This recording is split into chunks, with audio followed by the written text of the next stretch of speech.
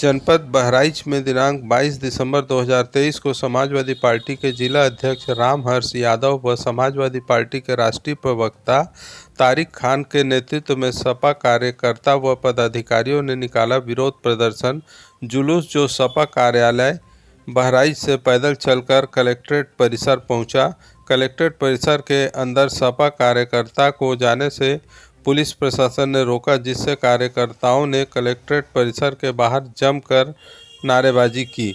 Collectorate परिसर के बाहर ही राष्ट्रपति को संबोधित ज्ञापन सिटी मजिस्ट्रेट को सौंपा, जिसमें समाजवादी पार्टी के राष्ट्रीय प्रवक्ता तारिक खान व समाजवादी पार्टी बहराइच के जिला अध्यक्ष रामहर्ष यादव के साथ ही तमाम सपा के कार्यकर्ता व पदाधिकारीगण उपस्थित रहे।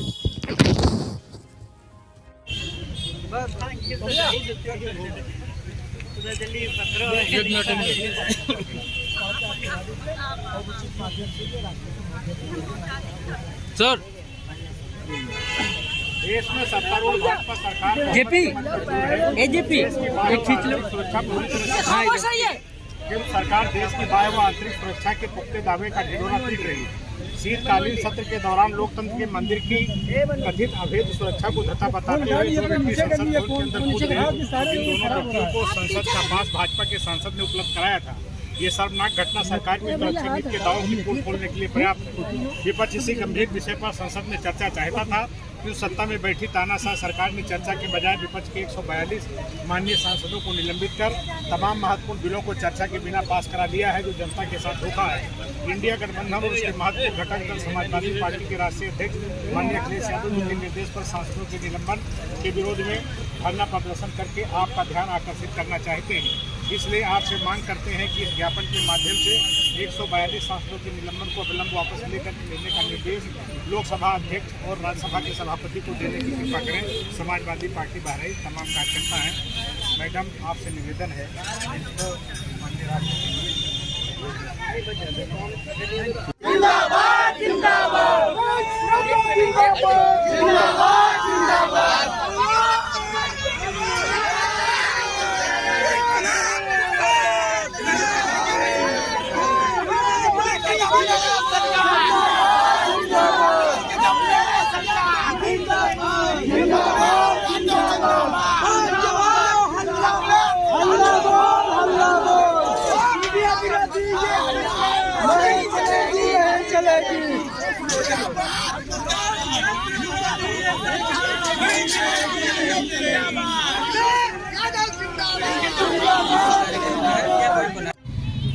नीचे करो, बैक चले हल्का नीचे करो। आई चलो। अध्यक्ष जी, आज आप लोग सड़क पर उतरे हैं, किस बात की नाराजगी है? आपने मजिस्ट्रेट को ज्ञापन भी सौंपा है, क्या मामला है? अभी गत दिनों लोकसभा का शीतकालीन सत्र शुरू हुआ और सत्र के दौरान दो युवक संसद की सुरक्षा को धत्ता बताते हुए संसद भवन में कूद गए और कुछ गुलाबी रंग का उसमें गैस भी छोड़ने का काम किया।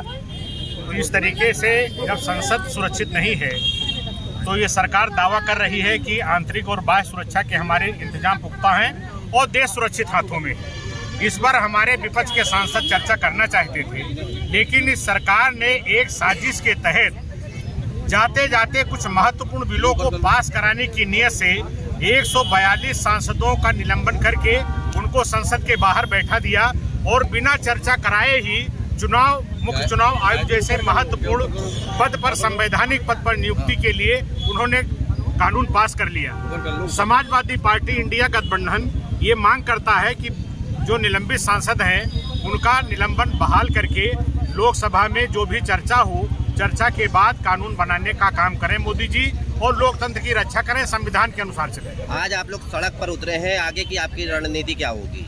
संसद से सड़क तक समाजवादी पार्टी की लड़ाई संविधान की रक्षा के लिए, लोकतंत्र की रक्षा के लिए और संवैधानिक मर्यादाओं की रक्षा के लिए जारी रहेगी। और ये सब जनता मोदी सरकार के तानाशाही और हिटलरशाही काम को देख रही है और आगामी चुनाव में उनको एकजुट होकर के जवाब देगी। धन्यवाद। विधायक जी, आज आप लोगों ने कलेक्ट्रेट परिसर के बाहर एक प्रदर्शन किया है, किस बात की नाराजगी है, किस बात का ज्ञापन सौंपा है? नाराजगी केंद्र सरकार के खिलाफ है। केंद्र सरकार में अभी जो विपक्ष के सांसदों को 146 सांसदों को निलंबित कर दिया गया गैर लोकतांत्रिक तरीके से। लोकतंत्र की ये पहली घटना है कि विपक्ष के अमूमन सारे सांसद 4-5 को छोड़कर सबको निलंबित कर दिया गया है, जबकि सबसे बड़ी संस्था है देश की लोकसभा। लोकसभा में अपनी बात रखने का सबको अधिकार है। अब विपक्ष की बात जब सत्ता पक्ष सुनना नहीं चाहती है तो इसका मतलब है तानाशाही रवैया अख्तियार की है सरकार, और इस तानाशाही रवैये के खिलाफ हम लोग लड़ाई सड़क पे उतरे हैं। और हमारे जो सांसद निलंबित हुए हैं उनके निलंबन की वापसी के लिए हम आज यहाँ कलेक्ट्रेट में आए हैं, और कलेक्ट्रेट के माध्यम से हम महामहिम राष्ट्रपति और महामहिम राज्यपाल को ज्ञापन दे रहे हैं और हमारे सांसदों को बहाल किया जाए और विपक्ष को भी बराबर मौका सुनने को दिया जाए। जो ये निलंबन हुआ है वो गैर कानूनी है, इसका हम विरोध करते हैं। अगर निलंबन वापस नहीं लिया जाता तो आप लोग क्या करेंगे? नहीं, निलंबन वापस नहीं लिया जाता है तो हम लोग लड़ाई आज से शुरू किए हैं, ये लड़ाई जारी रहेगी और 2024 में इसका जवाब जनता देने जा रही है। भाजपा साफ होगी, इंडिया सरकार बनेगी और इंडिया जाएगी, इंडिया आएगी।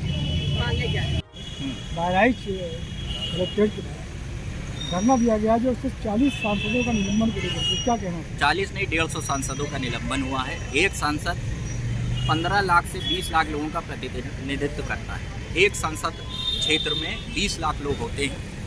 उन 20 लाख लोगों की आवाज़ को दबा दिया गया है। अगर उसको आप 150 सांसदों से के अनुपात से मल्टीप्लाई कर लें तो देख लीजिए कितने लोगों की आवाज़। और वो लोग पूछ क्या रहे थे? वो पूछ रहे थे कि अगर कुछ लोग लोकसभा में घुस गए तो ये बड़ी घटना है या छोटी घटना है?